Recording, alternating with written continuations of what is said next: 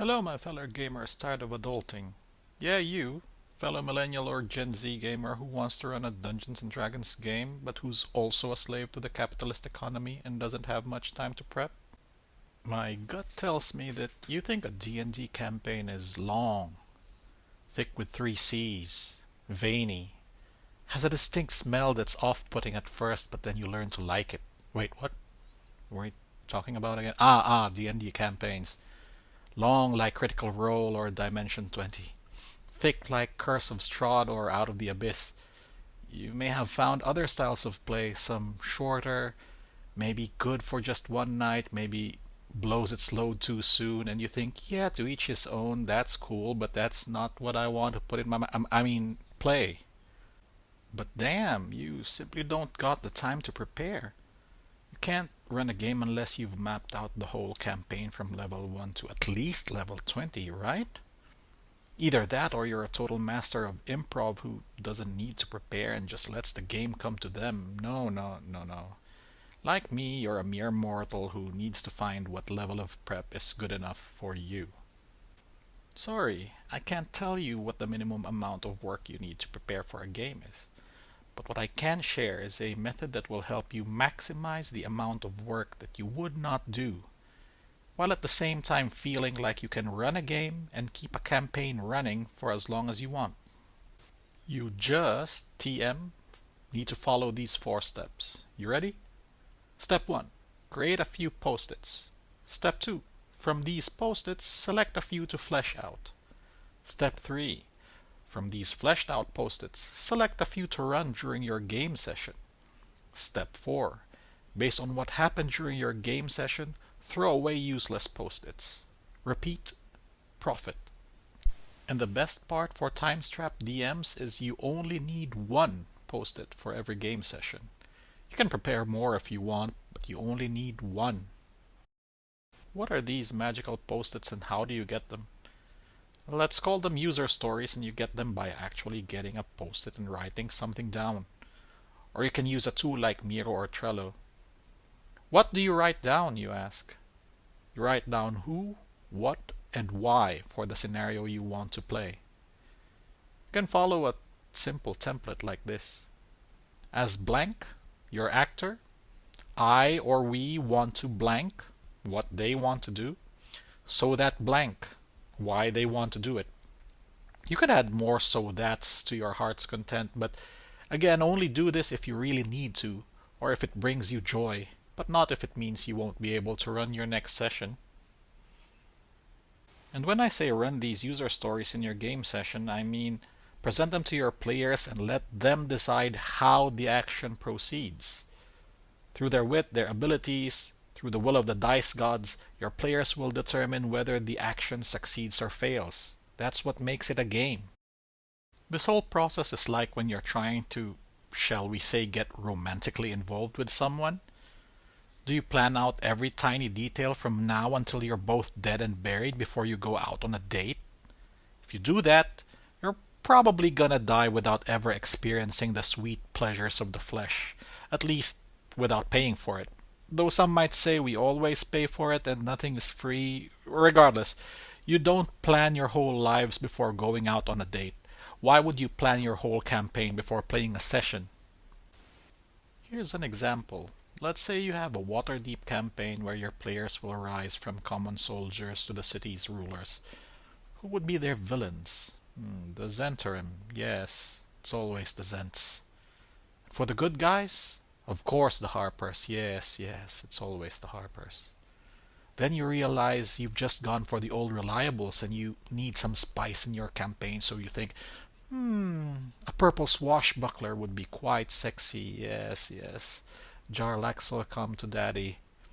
Then you think your players are critters and they would go crazy if they suddenly hear an I would like to rage, followed by a guiding bolt up the butt as Grog and Pike burst into the storyline, and it would be so cool and so much fun, but how do you get Grog and Pike there, and what does Jarlaxle even have to do with the story, and who are the leaders of the Harpers, and will the Harpers even support your players in becoming the new rulers of Waterdeep? And you think, oh shit, maybe it's actually a villain arc and the Zents are actually the ones who will be the player allies, and you hyperventilate and you think it's too much and you don't know how to make it happen, and it's cool but it's impossible, and you walk away. Breathe. When you've calmed down, come back. I want you to keep your focus on the theme of your campaign, which is to see your players rise from rags to rulers. And from all the things that inspired you before, choose just one for now. Let's say you chose the Zentarim.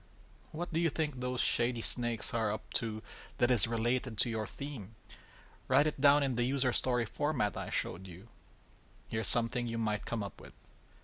As the Zentarim, we want to destabilize the government of Waterdeep so that we can become the true rulers of the city. Cool, but the action is too big or too vague. It looks like a story that will only come true if smaller steps happen first. Let's call it an epic, and the other stories will call it Daddy. Or Mommy, it will have children is what I'm saying. What concrete steps do the Zentarim need to take in order to make their dreams come true? You might think, as the Zentarim, we want to get Mert deposed as Masked Lord so that we can replace him with our agent. For those who are not familiar with the Forgotten Realms, think of the Zentarim like a shady organization like the Mafia. On the other hand, the Masked Lords are like your members of parliament, only you don't elect them, you don't know who any of them are, except for Mert, because Mert knows how to flaunt it. Anyway, this user story is smaller than its daddy, but it's still too vague to build a session around for my liking. Help it undergo mitosis by brainstorming, and let me know if you want to have some tips for how to brainstorm. Maybe after brainstorming you had the brilliant idea that Mert has a dangerous MacGuffin, a diamond with a devil trapped inside. You then break the user story down into, as the Zentarim Thief Squad, we want to steal the infernal diamond from Mert's mansion so that we can use it to destroy his credibility. And afterwards, as the Zentarim Thief Squad, we want to release the devil inside the infernal diamond in a crowded marketplace in Waterdeep so that Mert will be blamed. Now you have some post-its. Step 1, done. This is literally enough information for you to plan the next session. As long as your players have agreed to go out on a stop the Zentarim from stealing the diamond date with you, you should stop trying to plan for how many kids you're gonna have and what their names will be, and focus your attention on actually getting laid. Getting laid in this scenario means playing your game and making it fun. If it actually gets you laid afterwards, with consent, mind you, tell me how, please? Moving on. Select the first user story and ask yourself, what do I need to make this happen?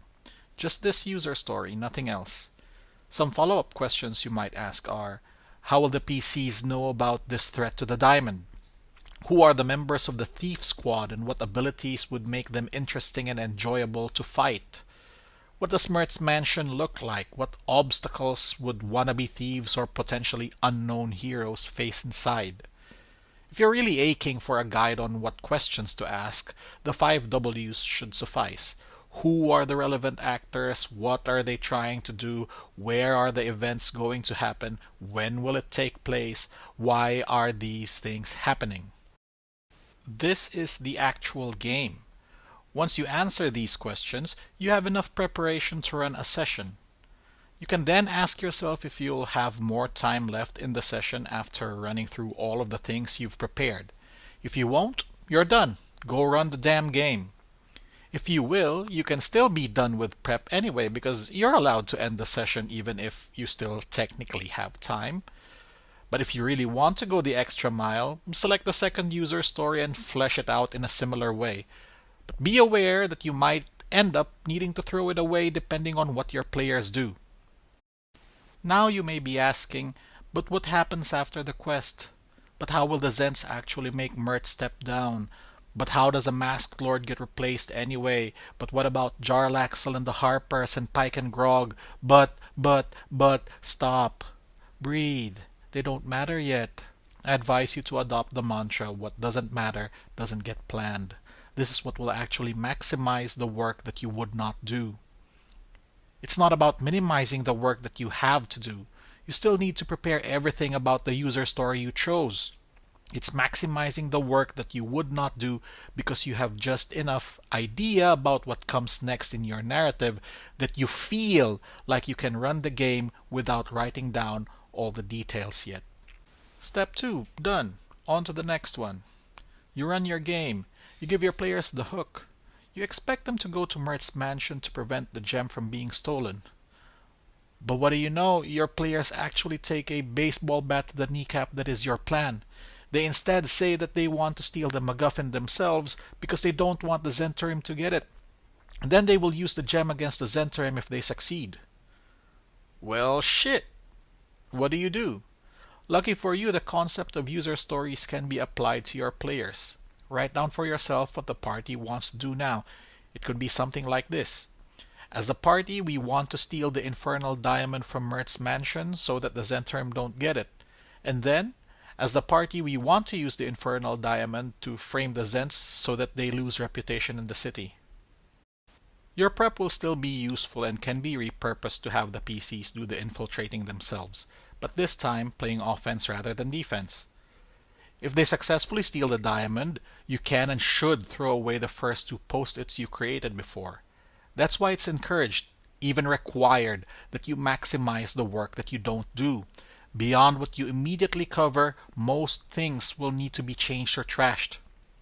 I acknowledge that it seems I presented a pretty perfect situation to show how the prep is reusable, but as long as you communicated the context to your players well, it's highly unlikely that they will do something so disconnected, so unexpected, that you would need to stop everything and replan. No, the more likely thing is that they actually find a solution that's so creative it makes a session you planned for 4 hours last for 30 minutes. And if that situation happens, guess what? You still ran a successful game session. In the wise words of the Lonely Island, doesn't matter, had sex. Pat yourself on the back. You may feel like the outcome was anticlimactic or that your players just rolled over your challenge, but I would bet that if you ask them how they feel about their overwhelming success, you'd see a group of people who would be slapping each other's butt because they're so awesome and smart. Now that's a good game. In fact, if your players choose to drive the action, you just hit the jackpot. Imagine how easy it would be for you if the user stories were being created by your players. Instead of trying to figure out things for your players to do, you can focus on putting the appropriate checks and obstacles in front of them and see what sort of solutions they can come up with. As Matt Colville once said, your job as a DM is not to solve the PC's problems. Rather, it is to solve their solutions. Steps 3 and 4 done. Go back to step 1 and create some more user stories, only if you need to. I hope I could give you enough of a push to get behind the DM screen and run more games. The world needs more of you, more of us. Hey, I'm Jarek, a dungeon master with a hobby in agile project management. If you have any questions, please leave a comment and I'll see what I can do. If you liked what I brought, please like the video. Appreciate it if you subscribe and hit that notification bell so you'll know when I drop the next one. I'll either do more user story stuff, but this time managing NPCs and story arcs, or maybe the concept of adaptive planning for growing your campaign. Bye.